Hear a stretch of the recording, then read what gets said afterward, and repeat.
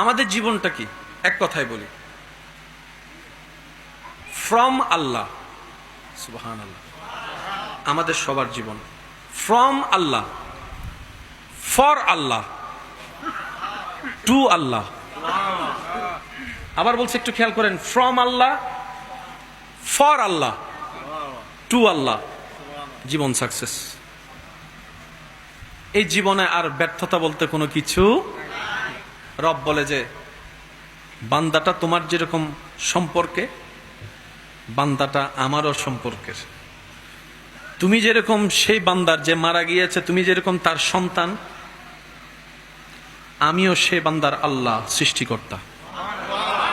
তোমার প্রতি যদি, তোমার ওনার প্রতি যদি বান্দা হিসেবে, সম্পর্ক হিসেবে যদি, তোমার ওনার প্রতি সম্পর্ক হিসেবে যদি এতটুক দায়িত্ব, মায়া, ভালোবাসা থাকে, আমি আল্লাহ স্রষ্টা হিসেবে দায়িত্ব, মায়া আরো বেশি আছে। মা তো সন্তানকে খাওয়াইছে দুনিয়াতে আসার পরে ওয়া করে কান্না করার পর। বাবা তো খাওয়াচ্ছে 6 মাস 7 মাস হওয়ার পর। আর আমি রব তো আমার বান্দাকে মায়ের পেট থেকেই খাওয়া শুরু করে দিয়েছি। আমি তো আমার বান্দাকে মায়ের পেটের ভিতরে খাওয়ানো শুরু করে দিয়েছি। মা খাওয়াচ্ছে যে স্তনের দুধ, 6 মাস আগেও সে স্তনে দুধ ছিল না।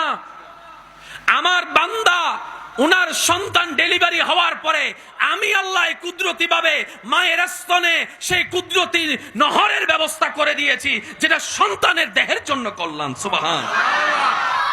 মা শুধু মুখে তুলে দিয়েছে, মা শুধু, আমার মা আমার মুখে স্তন তুলে দিয়েছে।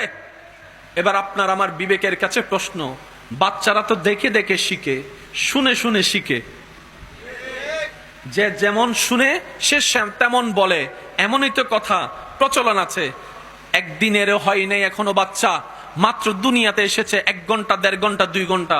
কিন্তু বড় অবাক করা বিষয়, মা যখন নিজের স্তনটা সন্তানের মুখে লাগাই দেয়, ওই সন্তান অটোমেটিক দুধ চোষা শুরু করে দেয়, দুধ চোষা শুরু করে দেয়।